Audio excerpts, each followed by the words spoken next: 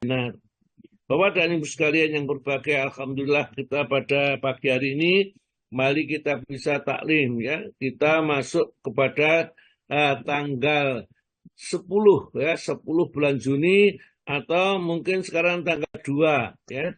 Tanggal 2 bulan Dzulhijjah ya, tanggal 2 bulan tanggal 3 ya Bu ya.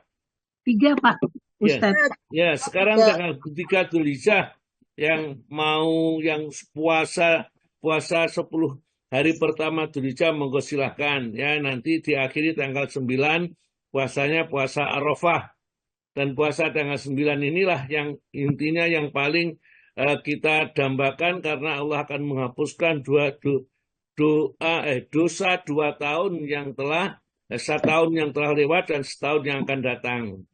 Maksudnya setahun yang akan datang itu bukan kita tiba-tiba berbuat dosa itu sudah bebas, bukan. Maksudnya dicegah oleh Allah Ta'ala dari perbuatan-perbuatan yang menyebabkan kita berbuat dosa yang dilarang oleh Allah Ta'ala. Ya. Dan kita akan mendapatkan pengampunan dosa-dosa yang telah lalu, dan tentunya bukan dosa besar. Dosa-dosa itu ada dosa-dosa yang tidak dosa besar, karena dosa besar itu harus ya terhapuskan dengan bertobat kepada Allah. Kalau kita tidak bertobat ya tidak, maka itu haji itu akan mendapat pahala ya surga. Tentunya kalau sebelum haji itu sudah kita bertobat dulu dari dosa-dosa besar, ya, meninggalkan sholat misalnya, kemudian minum-minum khamr, berjudi, berzina, dan lain-lainnya, tobat betul. Bukan sekedar berhenti pada saat itu kemudian melakukan lagi. Tobat itu menghentikan ya, menyesal dan tidak akan mengulangi perbuatan-perbuatan buruk yang ada ya. Alhamdulillah pada hari ini saya akan menerangkan sebenarnya saya ingin menerangkan tafsir dari surat Ibrahim ya tersebut. Namun karena ada yang lebih penting kita menghadapi hari raya yang ternyata kita tidak sama dengan hari raya di Indonesia ini dengan Arab Saudi ya. Di sana insya Allah nanti akan hari rayanya hari Ahad yang akan datang ini ya. Dan puasa Arafahnya adalah hari Sabtu. Nah sekarang kita bagaimana, apakah kita itu puasanya hari Sabtu, apakah hari Ahad ya, kemudian hari rayanya Senin atau Selasa. Maka diri ini terjadi beberapa pendapat ya dari para ulama, nanti saya akan sampaikan, dan bagaimana sholat idnya bagi orang-orang yang terlewat waktunya ya, padahal sudah tahu bahwa sudah masuk ya untuk hari raya, kok tidak sholat, justru masih berpuasa. Apa yang terjadi ya, apa yang menurut hukum yang sesungguhnya. Namun karena kita sudah jadwalkan untuk membaca Al-Quran ya, surat Ibrahim ayat 13 sampai 17, ada yang bertugas membaca surat Ibrahim ini? Ada Bu Lina, Ustadz. Oh, Bu Lina, iya. Ya Ustadz. Ya, kalau Bu Lina dibaca aja mulai ayat 9 Bu. Ya kalau kemarin itu kan bulan, kalau Bu Lina baca panjang aja, kalau Bu Lina yang baca. Ya. Kemarin sudah saya share ke Ustadz. Iya, ya, sampai 17 karena apa? Ayat-ayatnya bagus-bagus ini sebenarnya, tapi nanti akan saya terangkan. Monggo Bu Lina dibaca mulai ayat 9 yang kemarin itu sampai ayat 17. Monggo, alon-alon. Ya Ustadz. Assalamualaikum warahmatullahi wabarakatuh. Waalaikumsalam warahmatullahi wabarakatuh. A'udzu billahi minasy syaithanir rajim. Bismillahirrahmanirrahim. Alam ya'tikum naba'ul ladina min qablikum qaumi Nuhin wa 'adin wa Samud والذين من بعدهم لا يعلمهم إلا الله جاءتهم رسلهم بالبينات فردوا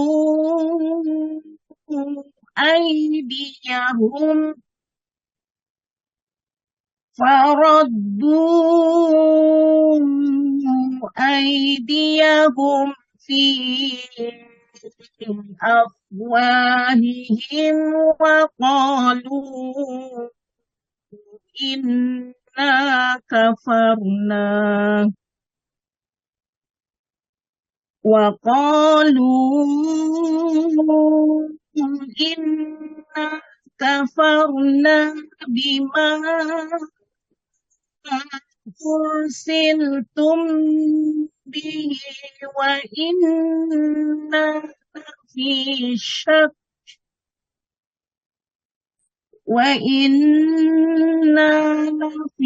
شك مما تدعوننا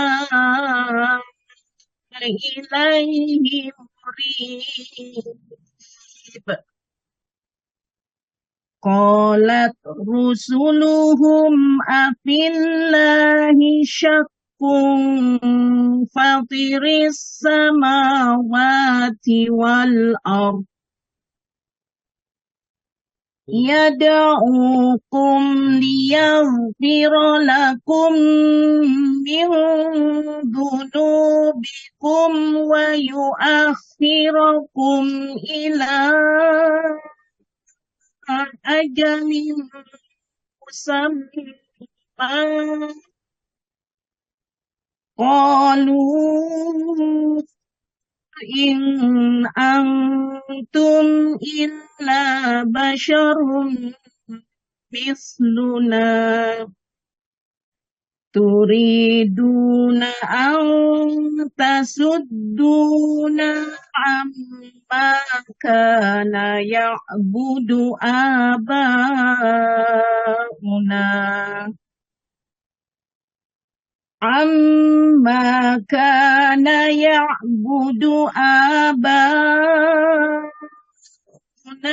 فأتونا بسلطان مبين قالت لهم رسلهم إن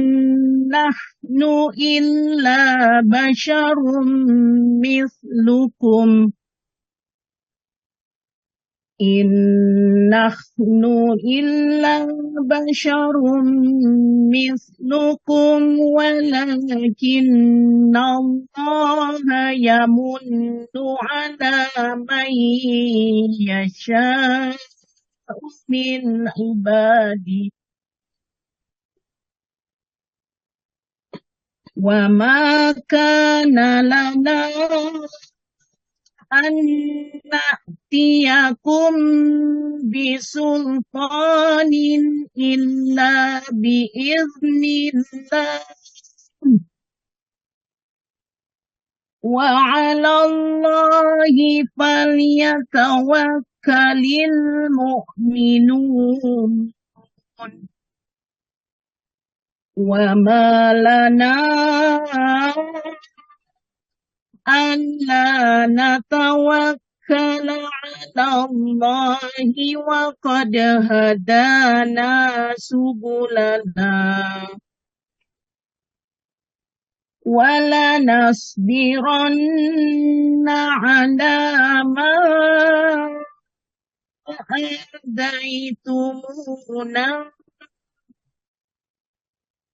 وعلى الله فليتوكل المتوكلون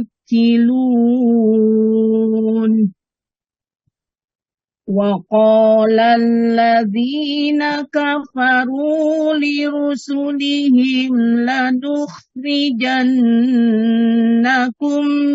من أرضنا لنخرجنكم من أرضنا أو لتعودن في ملتنا فأوحى إليهم ربهم لنهلكن الظالمين ولنسكننكم الأرض من بعدهم ذلك لمن خاف مقامي وخاف وعيد واستفتحوا وخاب كل جبار عنيد من ورائه جهنم ويسقى من ماء صديد يتجرعه ولا يكاد يسيغه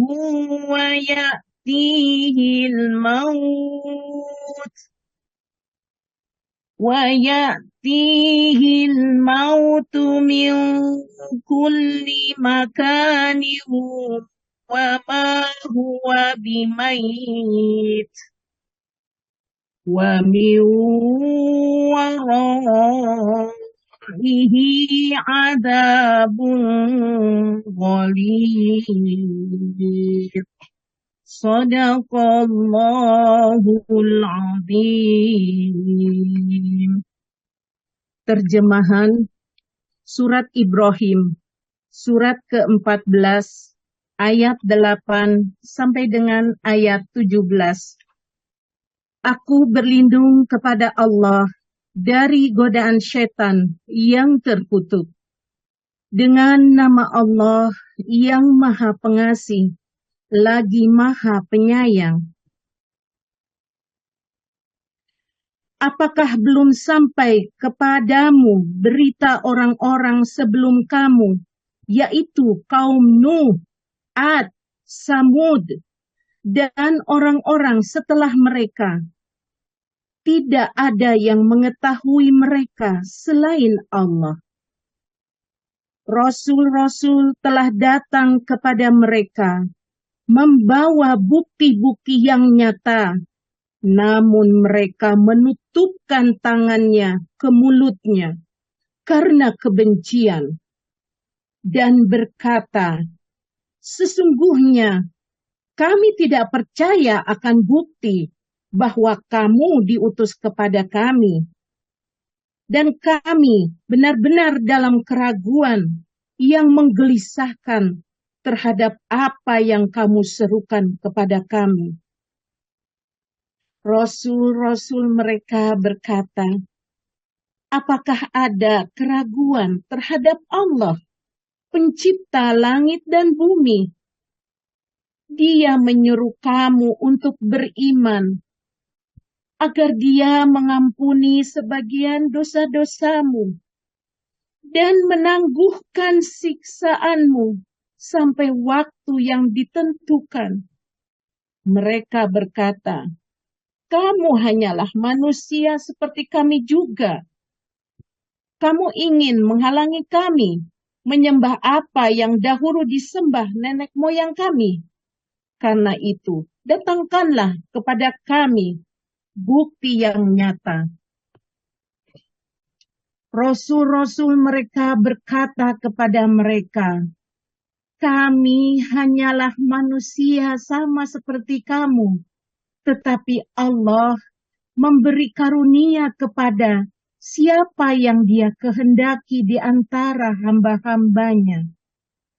Tidak pantas bagi kami mendatangkan suatu bukti kepada kamu, melainkan dengan izin Allah. Dan hanya kepada Allah saja hendaknya orang yang beriman bertawakal. Dan mengapa kami tidak akan bertawakal kepada Allah, sedangkan Dia telah menunjukkan jalan kepada kami. Dan kami sungguh akan tetap bersabar terhadap gangguan yang kamu lakukan kepada kami. Dan hanya kepada Allah saja orang yang bertawakal berserah diri.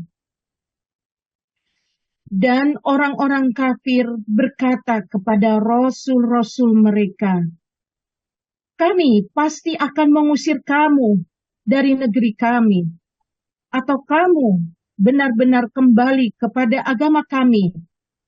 Maka Tuhan mewahyukan kepada mereka, kami pasti akan membinasakan orang yang zalim itu.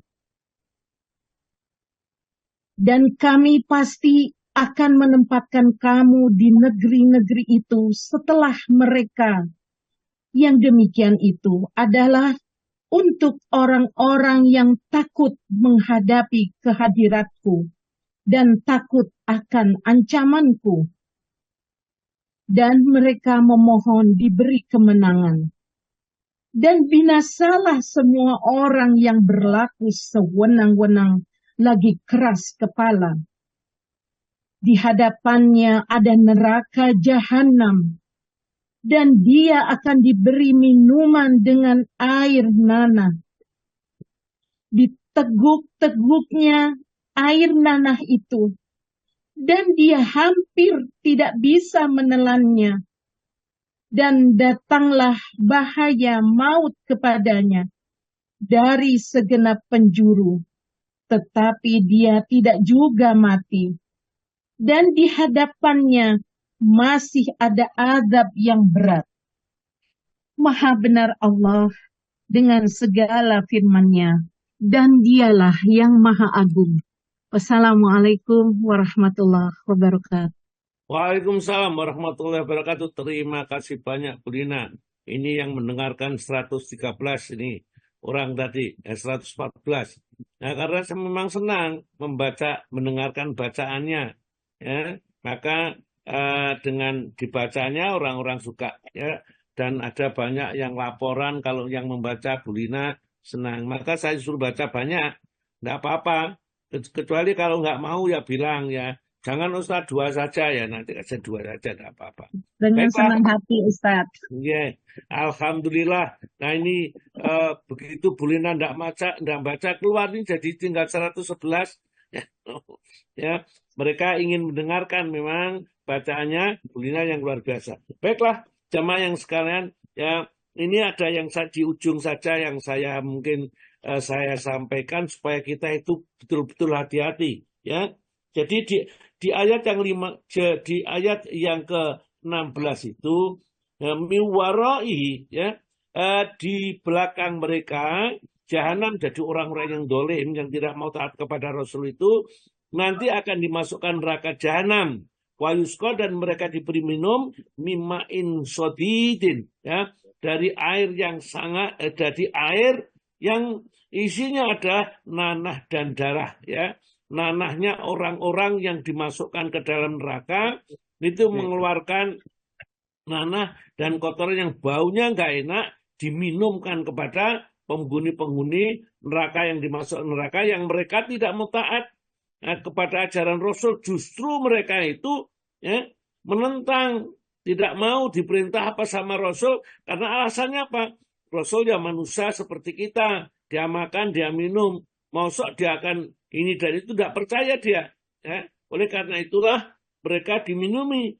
Ya tajara'uhu, ya, mereka meminumnya, nanah itu, ya diminumnya kata Allah Ta'ala, ya saking hausnya mereka dikebakar di dalam neraka. Jadi sebenarnya masuk neraka itu yang paling menakutkan itu banyak sebenarnya, tapi ada satu yang paling menakutkan. Panasnya menakutkan, kesendiriannya menakutkan, kemudian terasingnya menakutkan, dijauhkan anak, istri, orang tercinta. Ya sudah jauh sama sekali. Yang paling menakutkan itu kekal selama-lamanya. Nggak pernah bisa keluar. Kalau kita disiksa, masukkan ada 10 hari, itu masih ada harapan keluar. Meskipun kita sakit, ada harapan ini. Ya, maunya masukkan penjara. Ya, kalau di penjara misalnya 10 tahun, 20 tahun, masih ada harapan keluar. Tapi kalau seumur hidup, itu misalnya sudah tidak ada harapan untuk keluar, kecuali mati nanti keluarnya. Jadi di neraka ini, khalidina fiha abadan. Mereka kekal di dalamnya selama-lamanya. Nah, ini yang paling menakutkan. Tidak ada kesempatan untuk keluar sama sekali. Pokoknya siksanya terus ditambah, terus ditambah. Jadi di ayat 17 itu digambarkan yatajara'uhu, ya. Mereka menghirupkan, meminumnya, menegukkan minuman-minuman itu yang terdiri dari air, nanah dan darah ini, ya. Itu diminumnya walayakatu, dan hampir-hampir tidak yusihu, mereka itu menelannya, hampir tidak tertelannya. Jadi gelegek-gelegek itu, ya, baunya sudah tidak enak dan sampai hampir tidak bisa menelannya. Itu yang terus diberikan, mengerikan memang, ya. Dan itu bisa kita selamatkan di dunia kalau kita mau berusaha untuk takut kepada Allah Ta'ala. Jadi ini sengaja diberitahu oleh Allah kepada kita, itu minumannya aja, belum lain.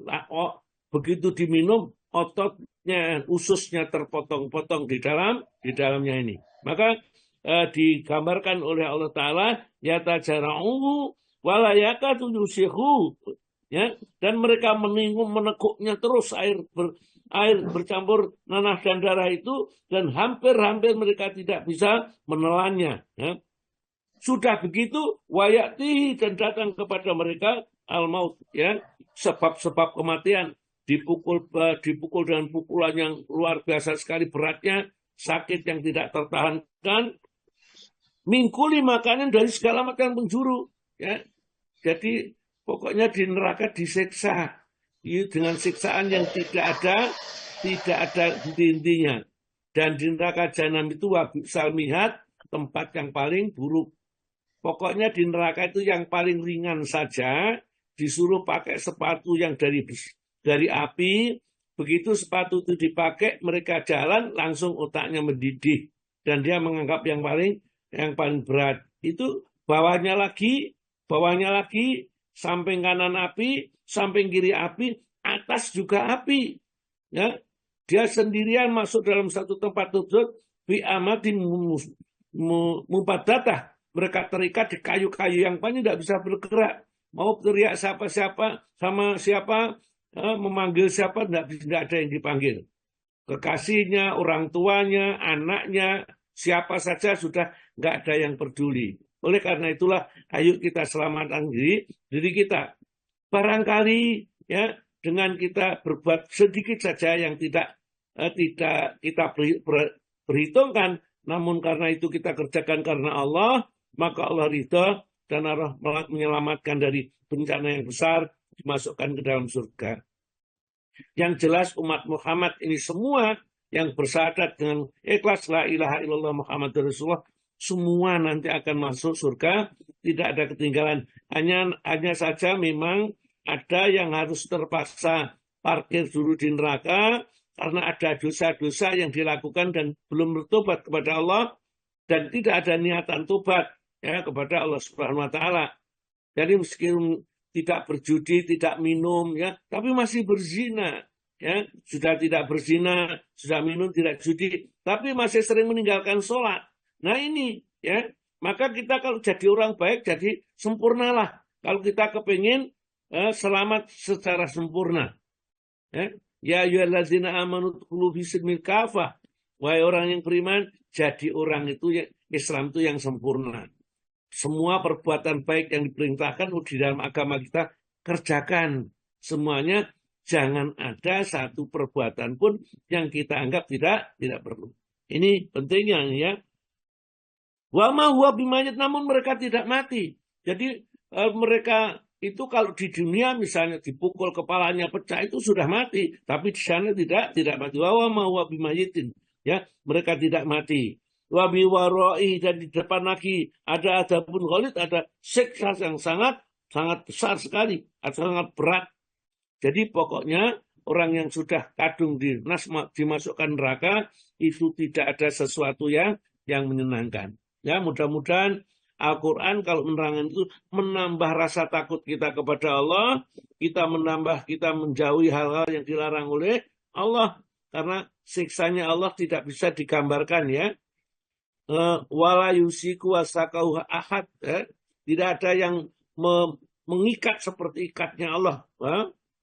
Jadi kalau diikat, ikatnya sangat kuat, rantainya tuh rantai besi, dan besinya jangan dilihat besi yang menyala, besi yang panas untuk merantai dia, dibelenggu.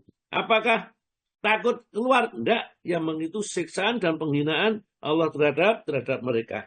Baik, ya mudah-mudahan itu bisa menambah ketaatan kita kepada Allah. Saya akan terangkan pada kesempatan ini, karena sebentar lagi adalah hari raya Idul Adha, maka saya terangkan tentang fikih masalah sholat 2 hari raya. Sholat 2 hari raya. Sayang, ini Pak Tomo tidak ada, ya saya sendiri yang baca. Bukunya Shokhi Fikih Sunnah tidak ada yang punya, ya? Pak Hakam, Ustaz, Pak Abdul Hakam itu mungkin. Tidak punya, Pak punya Shokhi Fikih Sunnah, tidak punya Pak Hakam. Tidak ada. Oh, enggak, saya juga enggak punya.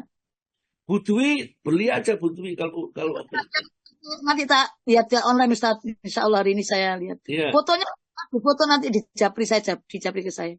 Ya, ya, besok aja kalau Bu kesini tak punya. Ya. Ustaz, Ya. Kan sebentar lagi kan ini mengunjungi rumah saya ini. Oh iya, siap Ustaz. Ya, baiklah ya. Sholat hari raya. Hukum di syariatnya sholat 2 hari raya atau idain, itu 2 hari raya ini. Setiap kaum memiliki hari di mana mereka berhias pada hari itu, dan mereka keluar dari rumah dengan membawa segala macam pernik-pernik perhiasan mereka itu, ya, hari raya itu. Diriwayatkan dari Anas, ia berkata, ketika Rasulullah SAW tiba di Madinah, penduduk kota tersebut memiliki 2 hari raya, di mana mereka bermain dan bersenang-senang. Ya, pada masa itu, maka Nabi pun bersabda, ya, aku telah datang kepada kalian, sementara kalian memiliki 2 hari di mana kalian bermain pada kedua hari tersebut di masa jahiliyah. Sesungguhnya Allah telah menggantikan bagi kalian 2 hari yang lebih baik daripada hari itu, yaitu hari kurban, hari raya kurban, Idul Adha, dan Idul Fitri. Jadi kita tidak boleh merayakan hari raya selain hari raya Idul Adha dan Idul Fitri. Jadi hari raya misalnya ngapen atau apa saja, kita tidak boleh ikut-ikut. Ya, orang Islam itu tidak boleh ikut-ikut hari rayanya orang-orang lain. Misalnya hari kasih sayang, hari raya itu sudah tidak boleh ikut-ikut. Ya, kita tidak boleh menyerupai kaum. Kata Nabi kita, mang tasabah bi qaumin wa minhum. Barang siapa meniru satu kaum, kebudayaan, kebiasaan kaum, maka mereka termasuk golongannya. Nah ini, ya. Jadi yang boleh hari raya adalah raya Idul Fitri dan Idul Adha. Yakni karena dua hari raya, ya. Yakni karena 2 hari raya Idul Fitri dan Idul Adha adalah 2 hari raya yang ditetapkan berdasarkan syariat Allah dan pilihannya bagi makhluknya, itulah yang diperkenankan. Alasan lain karena keduanya mengiringi pelaksanaan 2 rukun yang agung dari rukun-rukun Islam, yaitu haji dan puasa.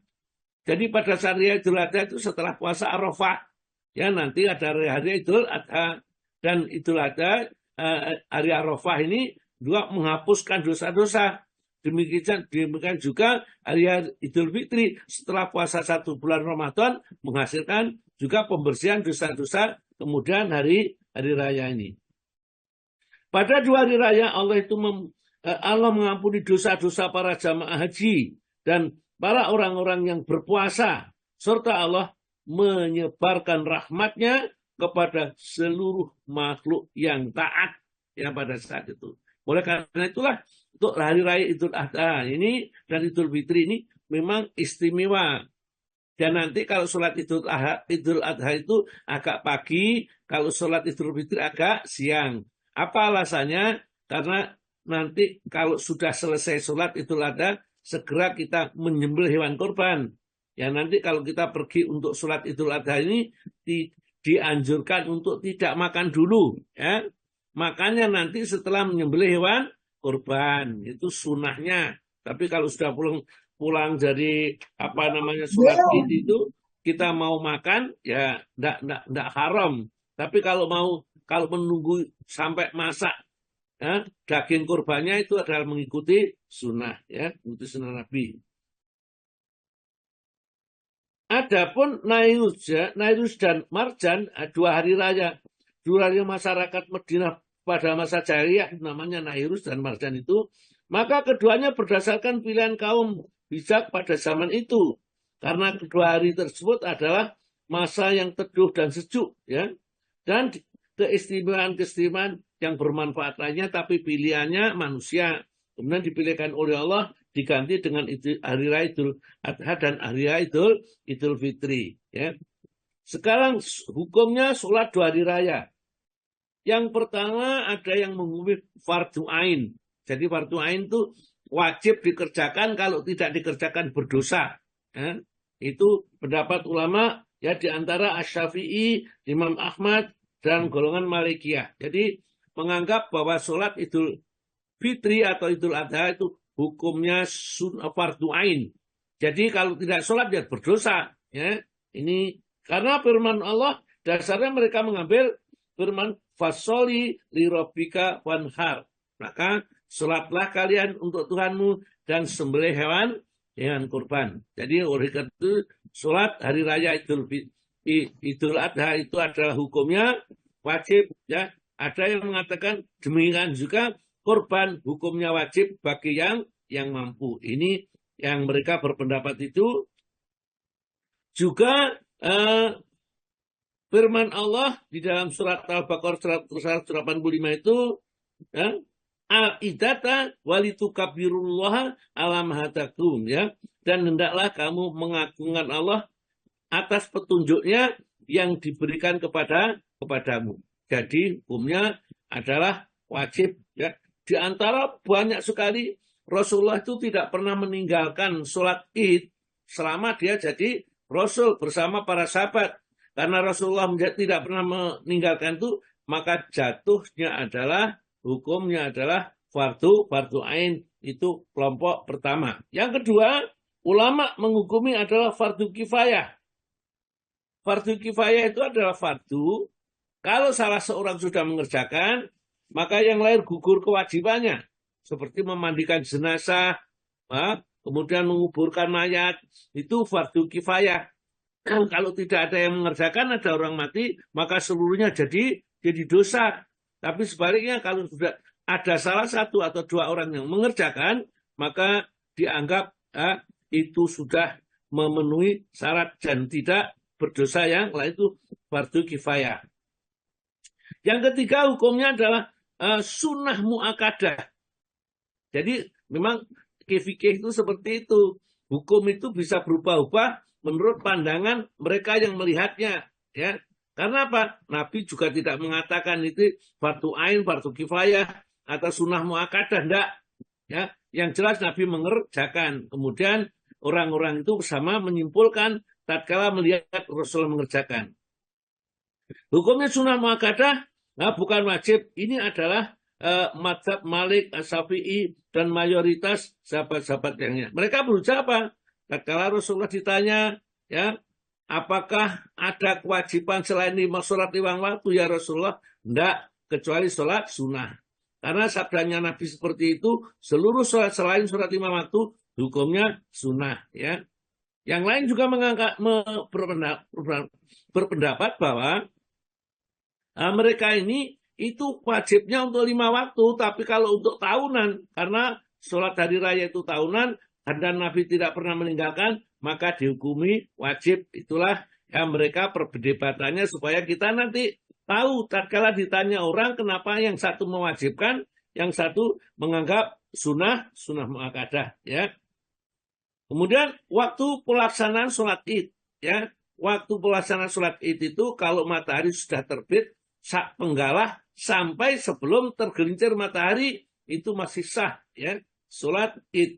Sholat Id itu biasanya dikerjakan secara berjamaah, tapi boleh juga dikerjakan secara mengfarid sendiri-sendiri. Jadi nanti umpamanya tanggal 10 Dzulhijjah yang di Saudi sana sudah hari raya. Di sini tidak ada yang hari raya. Maka yang penting kita tanggal itu tidak usah puasa. Jadi kita mengerjakan sholat sendiri boleh. Kalau ada kelompok di sana 2 atau 3 orang, 4 orang juga bisa mengerjakan sendiri. Ya, pelaksanaan sholat Id yang jelas pelaksanaan sholat itu kalau matahari sudah terbit satu penggalah, ya, satu penggalah itu sholat duha itu sampai sebelum waktu duhur, ya.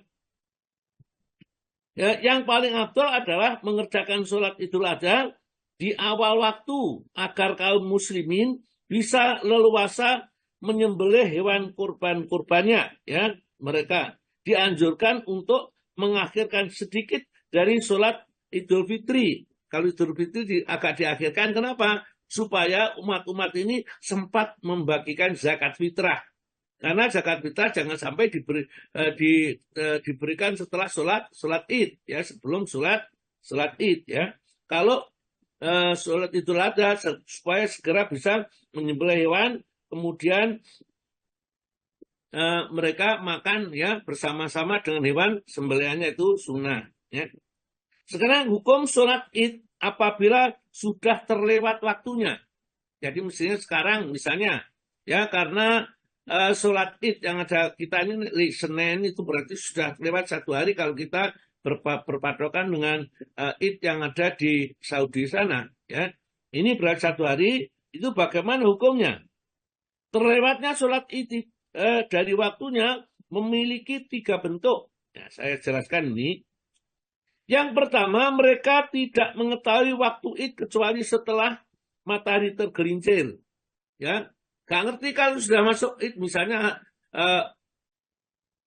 Ramadan misalnya. Gak ngerti kalau kemarin itu sudah kelihatan bulannya, baru ada yang memberitahu setelah matahari tergelincir. Karena matahari tergelincir berarti sudah tidak ada sholat Id.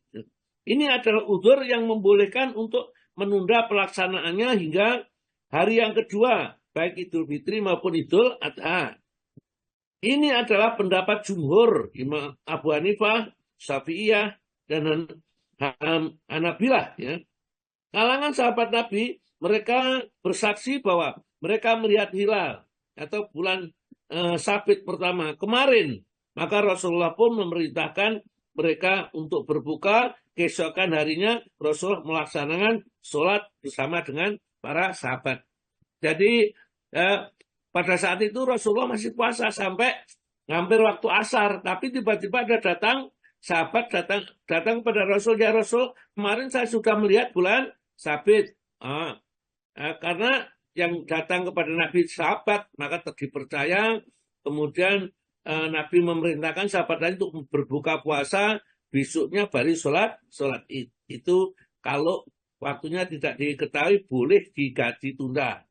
Yang kedua, mereka semua menunda melaksanakan sholat Id dari waktunya. Jadi semua menunda pelaksanaan sholat Id dari waktunya tanpa uzur. Ya, seperti sekarang tanpa uzur. Jadi kalau kita menunda sholat Id itu sampai hari Senin, itu berarti tanpa uzur. Kenapa? Kita kan sudah tahu lewat televisi, lewat teman kita yang haji, lewat berita-berita itu semua kita sudah tahu, tapi kita menunda untuk sholatnya tidak hari Akad tapi hari Senin. Ini ya. Mereka semua menunda pelaksanaan sholat Id dari waktunya tanpa uzur tersebut. Jika itu adalah Idul Fitri, maka gugurlah wajibannya dan tidak boleh diqadha. Ya, kalau itu sholat hari Idul Fitri sengaja ditinggalkan, sengaja ditunda, itu tidak boleh dikerjakan, nggak usah dikodok, karena ini tidak bermanfaat, gitulah ya. Namun jika itu adalah Idul Adha, nah ini Idul Adha lain, maka boleh menundanya sampai hari ketiga dari hari-hari kurban. Maksudnya boleh mengkodoknya pada hari kedua atau ketiga sejak matahari mulai meninggi hingga tergelincir, baik itu karena udzur maupun bukan karena udzur. Nah ini jadi untuk hari raya Idul Adha ini boleh ya, meskipun mungkin puasanya hari Sabtu ya, atau puasanya hari Jumat Sabtu yang 89, kemudian sholatnya tidak ikut Minggu atau akad. Karena apa? Karena tidak ada yang sholat, misalnya ditunda sampai Senin, tidak masalah. Hanya di sini akan tetapi perbuatan mereka itu dianggap buruk apabila dilakukan tanpa udzur. Jadi hanya bukan buruk, tapi itu sah dan diakui benar dan tidak berdosa, ya seperti itu.